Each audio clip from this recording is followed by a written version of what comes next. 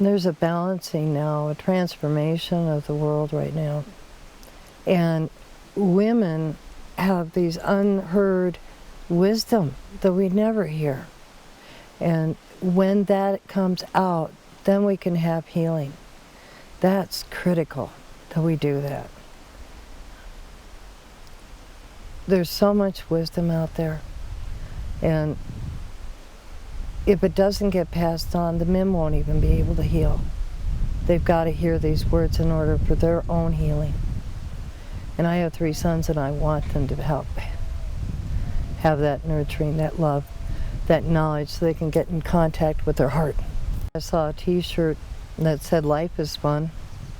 It came from a Siberian youth. He was wearing it.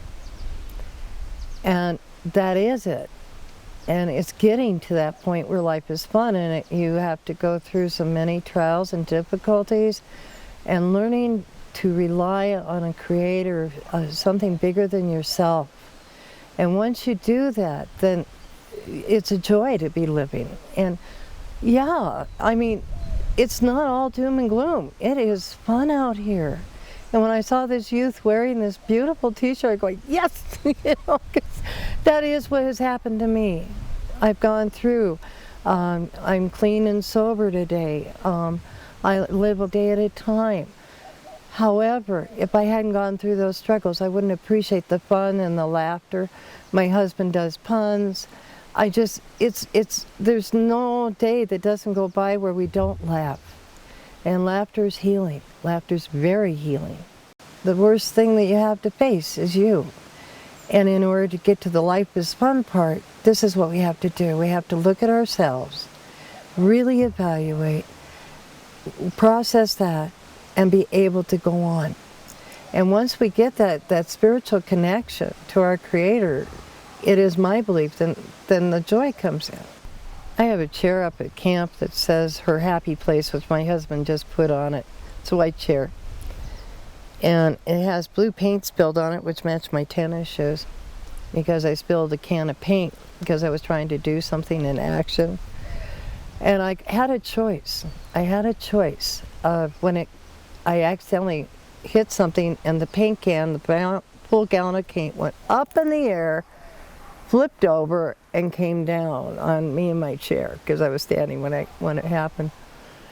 And I had a choice. I had a choice to either get just furious and go into, woe's me, look at what's happened, this is no good, it's awful, I'm covered and coated in paint, I just washed my hair. Or I could do what I did, and I just started laughing. I thought, well, the chair has a new paint job, and so do my tennies.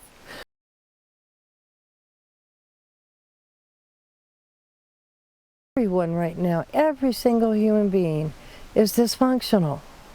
And if we can work with these programs, they're already here, they already exist, then we can heal this dysfunction so we can help others.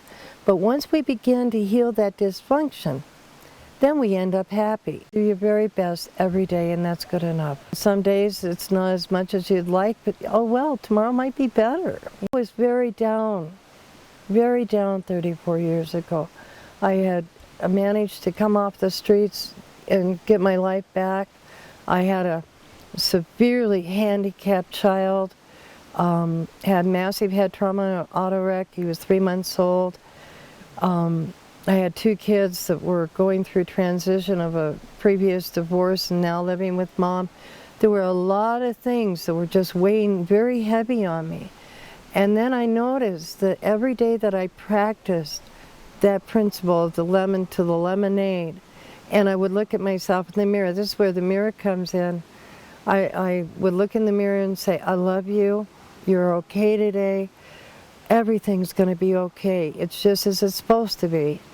And now go do your walk and walk your talk, you know.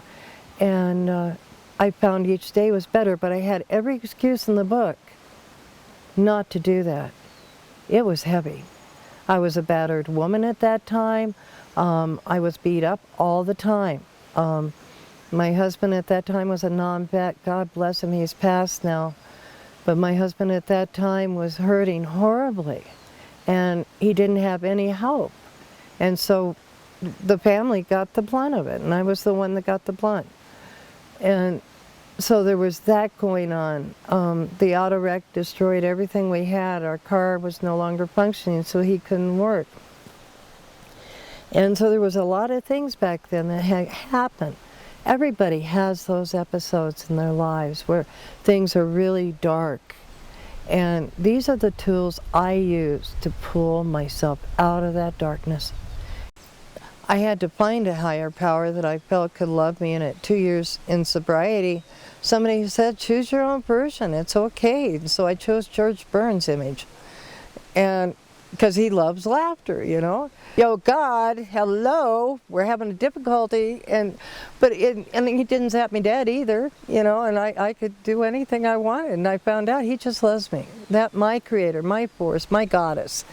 And then I do traditional. Sometimes I do very sacred things, and then other times I just talk, you know, with my prayers to Creator. O ye loving mothers, know thee that in God's sight the best of all ways to worship Him is to educate the children and train them in all the perfections of humankind. And no nobler deed than this can be imagined.